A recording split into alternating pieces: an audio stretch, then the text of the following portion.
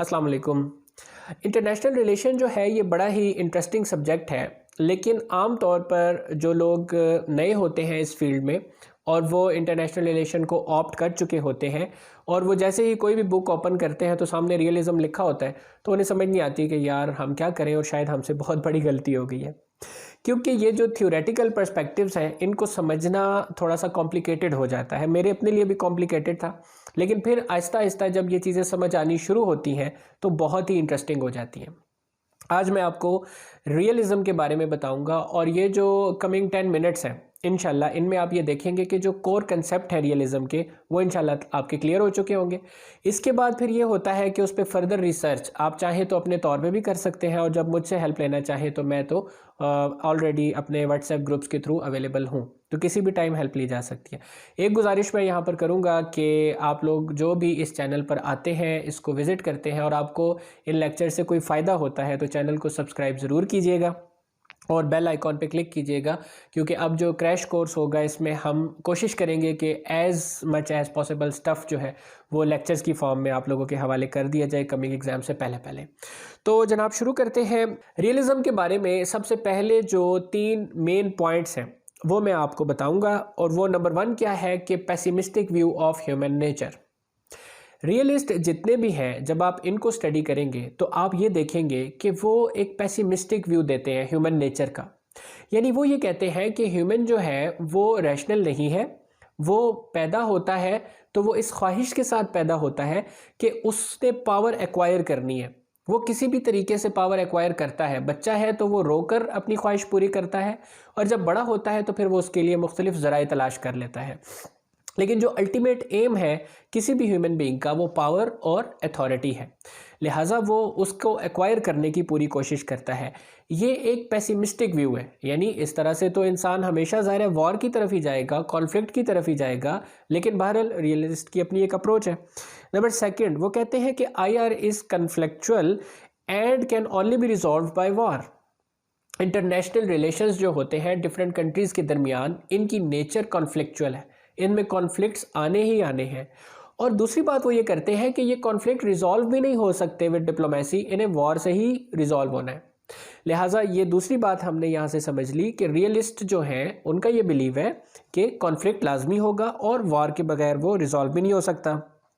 तीसरा वो कहते हैं कि national security and state survival are the most important things. यानी स्टेट जिस चीज़ के लिए काम कर रही होती है या उसे करना चाहिए वो हमेशा क्या है, नेशनल सिक्योरिटी और स्टेट सर्वाइवल। इसके हवाले से मॉर्गनथाउ की एक बहुत ही इंपॉर्टेंट स्टेटमेंट है जिससे हमें ये पता चलता है कि रियलिस्ट का जो ये बिलीव है कि human being is pre occupied by there well being, यानी वो अपनी ही वेल बीइंग के लिए प्री ऑक्यूपाइड होते हैं। जो भी इंसान जो भी कुछ कर रहा होता है बुनियादी तौर पर वो अपनी ज़ात के लिए कर रहा होता है। ये जितनी चीज़ें आ जाती हैं जैसे पॉलिटिक्स है, जैसे आपकी थियरीज़ है नेशनलिज्म वगैरह की है, या इवन रिलीजन है, रियलिस्ट कहते हैं कि इन चीज़ों को इंसान इस्तेमाल करके अपने लिए करता है इस्तेमाल, यानी अल्टीमेट जो बेनिफिशरी है इसका वो इंसान खुद होता है। मॉर्गनथाउ ने कहा कि politics is the struggle of power over men, and whatever its ultimate aim may be, power is its immediate goal, and the mode of acquiring, maintaining and demonstrating it determine the technique of political action। ये देखा आपने कि सारे का सारा emphasise जो है वो इसी चीज़ पर कर रहे हैं कि पावर एक्वायर करना जो है अल्टीमेट जो उसका एम है, वक्ती तौर पर कुछ भी हो सकता है लेकिन अल्टीमेटली यही होगा कि किस तरीके से पावर को एक्वायर किया जाए, मेंटेन रखा जाए और डेमोन्स्ट्रेट किया जाए। तो इसमें हम आज के इस लेक्चर में 3 जो क्लासिकल रियलिस्ट्स हैं उनको समझने की कोशिश करेंगे। उनमें से एक है जनाब थुसाइडाइड्स, एक माकियावेली है और एक है थॉमस होब्स। इन तीनों के हवाले से जो चीज़ें इनमें कॉमन पाई जाती हैं वो मैं आपको जस्ट एज अ समरी बताता चलूँ कि एक तो वो पावर पॉलिटिक्स की बात करते हैं कि जो पॉलिटिक्स होती है इसका जो एम है, जैसे हम पहले स्टडी करते हुए आ रहे हैं कि वो सिर्फ और सिर्फ क्या है कि पावर को किस तरह से एक्वायर किया जाए, किस तरह मेंटेन रखा जाए और डेमोन्स्ट्रेट किया जाए। दूसरी चीज़ ये कहते हैं कि इंटरनेशनल रिलेशन जो है ये अनार्की है। अनार्की क्या होती है, एक लॉलेसनेस की कंडीशन होती है, यानी नेशनल लेवल पर तो आपकी गवर्नमेंट्स मौजूद हैं जो निज़ाम को चला सकती हैं, लॉ इन्फोर्समेंट एजेंसीज मौजूद हैं, लेकिन इंटरनेशनल लेवल पे क्या है, there is no international government. International level पर कोई गवर्नमेंट नहीं है कि जिसको सब फॉलो करें। इस वजह से जो इंटरनेशनल सिस्टम है हमारा वो एनार्की है। जो बुनियादी प्राइमरी एक्टर है वो स्टेट है।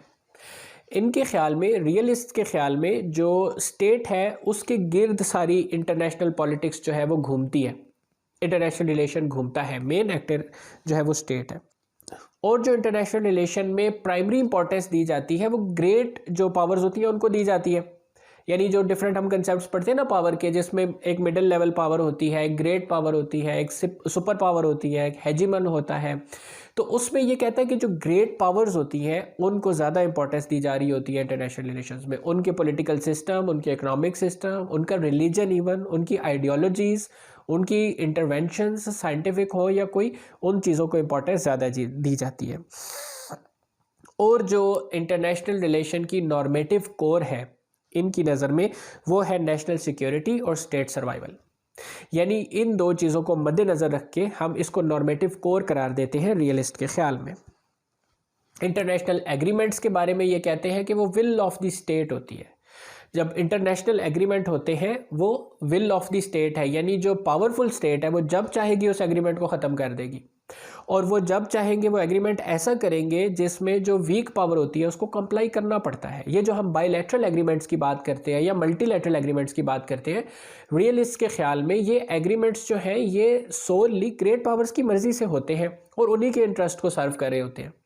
अच्छा, ये सारी बातें सुनते हुए ये ज़हन में रखिएगा कि जब आप किसी भी एक थियरी के बारे में मेरी बातें सुनेंगे तो आपको लगेगा वो 100% ठीक है, और आपको ऐसे ही लगना चाहिए।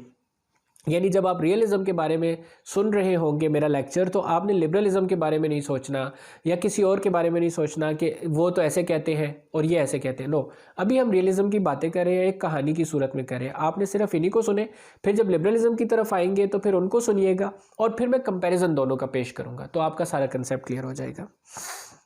मुझे इस चीज़ का आइडिया इस वजह से है कि मुझे भी क्लास में यही प्रॉब्लम होता था। जब हम रियलिज्म के बारे में सुन रहे होते थे हम सोचते थे कि यार लिबरलिज्म ये कहते हैं, ये कहते हैं, और वो एक कन्फ्यूजन जनरेट हो जाती है जिसकी वजह से आप कभी भी फोकस नहीं रह सकते।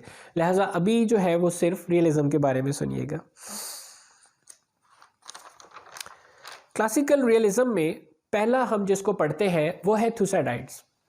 थुसाइडाइड्स का जो पीरियड है उसमें तारीख़ के हवाले से अगर आप उसको देखेंगे तो उसमें वाकई ही सूरत हाल भी ऐसी ही थी कि जो उसका नज़रिया बना है वो वही बनना था। ये ज़माना है जनाब जिसमें हम शुरू करेंगे ग्रीक पीरियड से स्टडी करेंगे, और ग्रीक्स जिनको उस वक्त कहा जाता था हेलेनिक लीग जो है वो इन्होंने बनाई थी ग्रीक्स ने, बल्कि ग्रीक का पुराना नाम जो है वो भी हेलेनिक रिपब्लिक था। अब ये जो इन्होंने लीग बना ली थी इसके अंदर स्पार्टा और एथेनियंस ये दो पाए जाते थे और दोनों ही बड़े पावरफुल थे। इन्होंने यूनाइटेड होकर हेलेनिक लीग की बुनियाद रखी और उसके बाद पर्शियन वार्स हुई। यानी इस तरफ जो है वो पर्शियन एम्पायर थी और एक तरफ जो है वो हेलेनिक रिपब्लिक थी। ये वार्स हुई हैं जनाब 492 बीसी से लेके 477 बीसी के दरमियान।